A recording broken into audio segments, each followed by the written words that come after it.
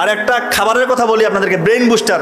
সবাই মনে রাখবেন, খুব জরুরি, রাতের বেলা 1 গ্লাস পানিতে 1 চামচ হলুদের গুঁড়ো, 1 চামচ মেথি আর 1 চামচ মধু। রাতেও মিশাতে পারেন মধুটা চাইলে সকালবেলা মিশাতে পারেন।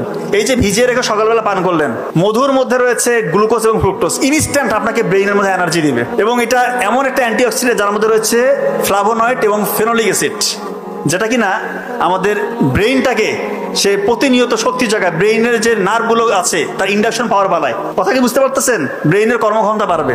হলুদের গুঁড়ো এটা একটা অ্যান্টি ইনফ্লামেটরি এজেন্ট, এটা আমাদের ব্রেইনটাকে সুরক্ষা দেয়, নিউরনগুলোকে সাপোর্ট দেয়, নিউরনকে ধ্বংসের হাত থেকে রক্ষা করে। এবং BDNF, brain drive neurotrophic factor, এইটা রয়েছে, এটা এক ধরনের প্রোটিন, এটা রয়েছে হলুদের গুঁড়োর মধ্যে। এইটা যখন বেশি বেশি তৈরি হবে আপনার শরীরের মধ্যে, তখন নতুন নতুন নিউরন তৈরি হবে, আপনার ব্রেইনের কর্মক্ষমতা অটোমেটিক বাড়বে ইনশাআল্লাহ।